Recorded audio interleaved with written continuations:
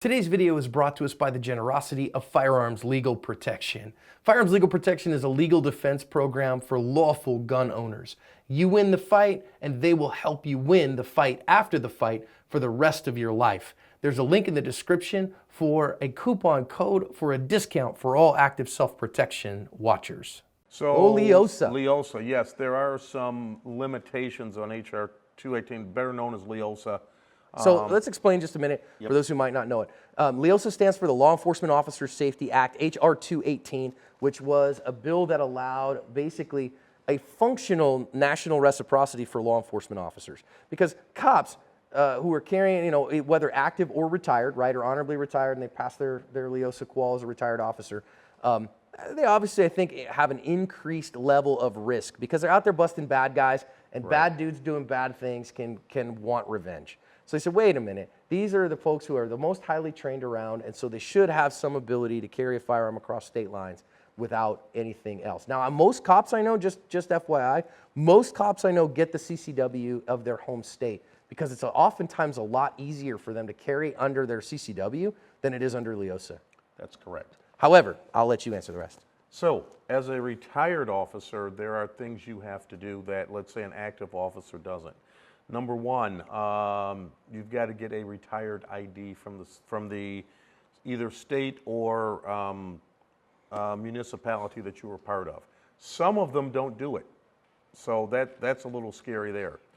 You have to qualify each year as well, and I believe there's two other things you have to do. I don't know right off the top of my head, but those are the major limitations.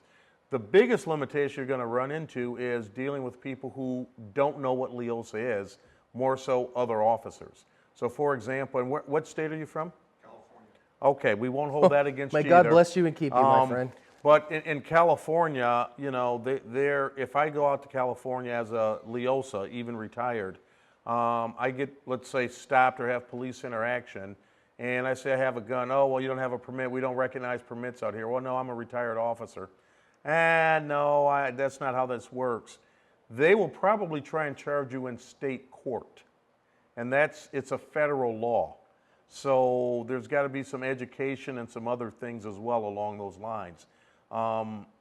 You've got to get someone who completely understands what's going on. Otherwise, you go down that state river, and it's not where you want to be. You got to get that little island off to the right there to say, wait, federal law trumps this. There are plenty of departments that they go, what?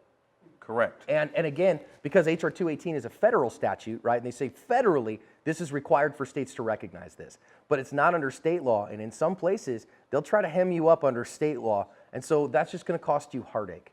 Can I ask, what county do you live in California, sir? Okay. So last I heard, the Sacramento County Sheriff shall issue. Last I heard, he is basically take his class and apply for the permit, and he'll issue the permit. California's a may issue state, right? And so every sheriff is different. I just asked for a friend not long ago, and Sacramento County, good to go, and issues permits to everyone who applies. It takes a little bit of time and all that stuff. So certainly under HR 218, if you're a retired officer, I think that's wise for you to have as well, because every little bit helps, right? But your California CCW, I think, is good in, 35 states. I'd look it up, but I think 35 states right now recognize it. So that just makes it a little easier in state courts. And two things to keep in mind when you're carrying under L.E.O.S.A. Number one, you can carry whatever ammunition you want, but your magazine capacity could become an issue.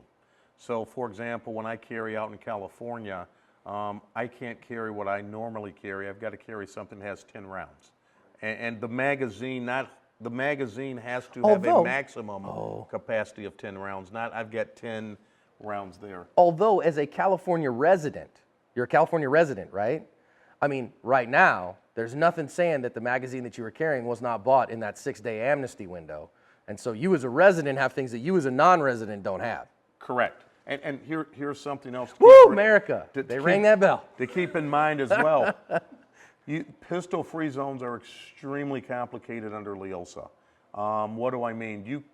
What happens is, under L.E.O.S.A, pistol-free zones that the state puts together don't apply to you unless they are state property or private property. And what do I mean state property? Let's say a state park. So there's a state park in California that you have a CCW with, or I'm sorry, that you have a CCW, you may be able to carry there under that, but under L.E.O.S.A, you may not be. You might be able to go into your DMV with with your CCW, but under L.E.O.S.A you can't. The other place you really got to be very careful of is schools. Even though it doesn't specifically say it in L.E.O.S.A, under the Gun-Free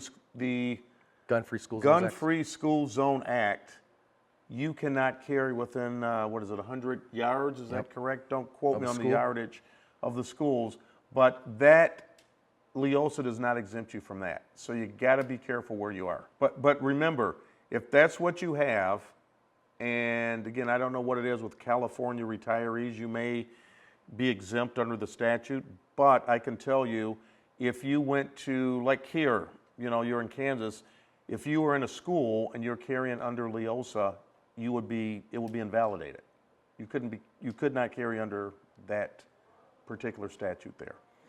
Isn't it an odd thing how unique each state is and what the myriad patchwork of laws is? So it's just something to be really careful of. And I really think I think that when you're active, most officers, when you have an active shield, you got a badge, that gives you an awful lot, because as an active officer, you're always considered to be acting in some kind of a law enforcement capacity, even when you're off duty, right? You're there, you're the most trusted, those kinds of things. You're probably going to get an awful lot of leeway.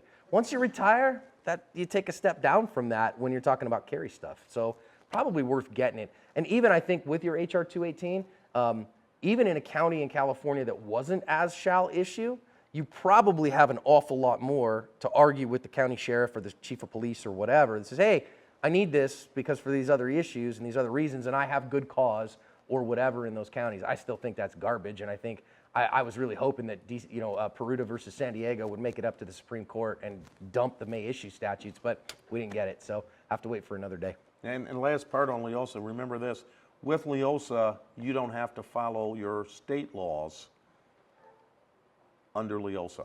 So you're exempt from your state laws other than what's in L.E.O.S.A. What state laws would I be exempt from? Well, let me give you an example. In some states, for example, I'll use Michigan again. If I'm carrying under L.E.O.S.A, if I'm in Michigan with my permit, it says I must inform an officer once I'm pulled over that I'm carrying. That's a state law. Under L.E.O.S.A, I don't have to do that. So if I'm a L.E.O.S.A status in Michigan, even with the Michigan CPL, I don't have a duty to inform them of that. Sure. Interesting stuff.